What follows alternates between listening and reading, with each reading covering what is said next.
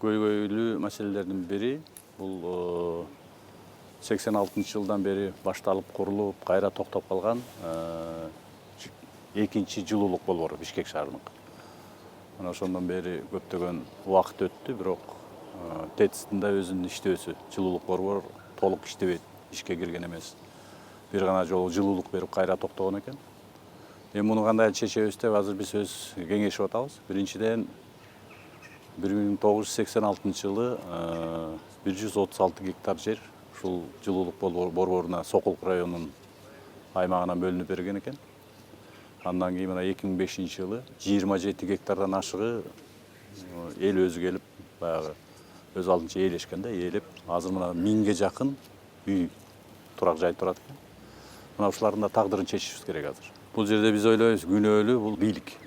Ошол убакта эгерде басып алууга, ошондой өз алдынча уруксаты жок салып алууга жол бербегенде, анда бир жөн эле. Азыр болсо эми элибиз турукташып, үйлөрүн салып, өздөрүнүн оокатын кылып атат. Ошондо биз муну дагы мыйзам чегинде карашыбыз керек.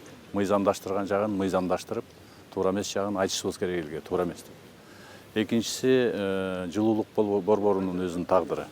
Келечекте биздин шаарыбызга, элибизге кандай кызмат кылат? Бул эми мазут менен, анан газ менен жагыла турган кошумча баягы абдан оорчулук келип атканда, ТЭЦ Бишкек шаарынын негизги жылуулук борборуна оорчулук келип атканда гана иштей турган функциясы болгон. Азыр эми ошону кайра кантип жандандырабыз, же мамлекет өзү салат, же болбосо башка бизнести тартышыбыз керек. Шаарга кызмат кыла турган жылуулук борбору кылып жасашыбыз керек. Азыр 62 гектар жери калыптыр. Ошону азыр баарын бекитип, муну мамлекеттин карамагында болот. Азыр мен тапшырма бердим. Бир нече вариантын даярдап, эл менен кеңешип, эксперттер менен кеңешип, анан жогорку кеңештеги депутаттарыбыз менен кеңешип, шаардын бийлиги менен кеңешип туруп, бул ТЭЦ-ти иштетүү жагын карашыбыз керек. Мен ойлойм, муну иштетишибиз керек. Муну кандай формада иштетебиз, аны биз чечебиз. Жылуулук борборунун эң биринчи иштете турган принцип бул экологияны бузбаган жылуулук борбору болуш керек. Газ менен, жанагындай эми Европа жакта башка бөлүнкөн мамлекеттер өзү көмүрдөн кетип атат. Бул жерде эле өзү газ менен, мазут менен иштегенге ылайыкталган жер.